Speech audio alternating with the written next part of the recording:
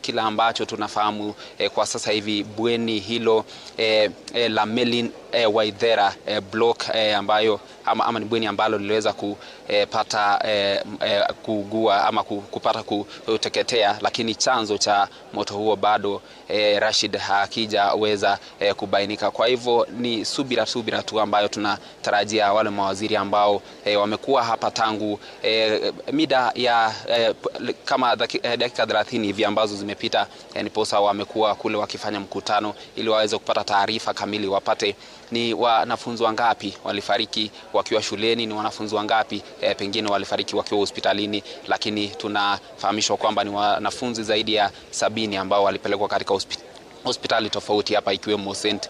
Joseph ambayo iko katika eneo hili ama kilomita chache kutoka eneo hili. Kwa hivyo ni hofu tu, wanafunzi pia wakihuzunika, manake wenzao ambao walikuwa wanasoma nao, wengine walikuwa wanalala nao katika bweni hilo. Manake tunaambiwa pia bweni hilo la Melin Waithera ilikuwa bweni la wanafunzi wa kidato cha 3 na cha 4 pamoja na gredi la 10. Kwa hivyo wazazi walipofika hapa wakawekwa kwenye vikundi ili uweze kusema mtoto wako alikuwa katika gredi ipi ama alikuwa katika darasa gani, ndiposa uweze kumtambua kama yuko hapa ama yuko ulikuwa unaelekezwa pia kufika katika hospitali ile ya St. Joseph kuweza kubaini wapo mtoto wako yuko pale. Lakini Rashid, cha mno ni kusubiri tu mawaziri Kipchumba Murkomen, waziri Migos Ogamba pamoja na Susan Kihika ambaye ni gavana wa eneo hili kaunti ya Nakuru waweze kufika hapa ili waweze kutupa taswira kamili na waweze kutupatia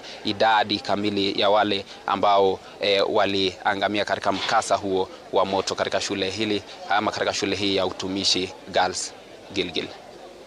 Na labda pengine Ben Kirui, tumeona kwamba kuna mawaziri ambao wamefika katika maeneo hayo. Hadi kufikia sasa kuna chochote ambacho wameweza kuzungumza? Manake umetoa taarifa kwamba palikuwa kuna hofu wakati wa mkasa huo, na kuna baadhi ya wasichana walioondoka kwa sababu kukimbia kwa sababu ya hofu, kuhofia usalama wao katika shule hiyo ya Utumishi Girls Academy. Je, kufikia sasa labda pengine mawaziri hawa wamezungumzia kitu gani labda pengine sasa, ama tutakuwa tunasubiri muda wote tuweze kuangalia? Manake labda roll call imeshafanyika, tumepata idadi kamili ya wanafunzi waliokuwa hapa usiku wa leo, kabla mkasa na baada ya mkasa.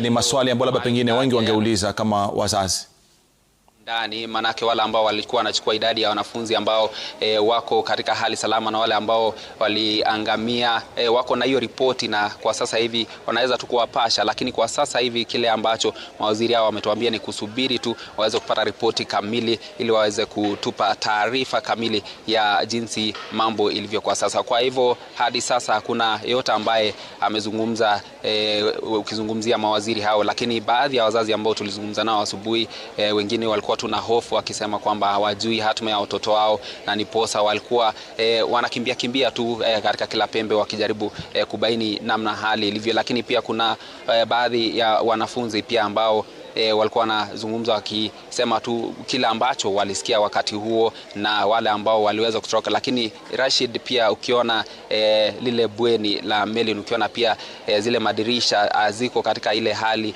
ya kuruhusu wanafunzi kuweza kutoroka kwa urahisi, jinsi ambavyo pia wizara ilikuwa imependekeza. Lakini hayo ni masuala tu ambayo tutakuwa tunaangazia baadaye, baada ya kuona hakika lile bweni liko katika hali gani kutoka juu hadi chini. Manake nimekuambia kwamba hilo bweni la Melin Waithera block, ukiangalia kwa umbali ni upande ama ile block ya juu ndio iliweza kuteketea, lakini kule chini unaona bado pazia pia kwenye madirisha yako. Lakini Rashid, yote ni kwamba tutasubiri tu kupata taarifa kamili kutoka kwa wale wachunguzi na mawaziri ambao wako hapa.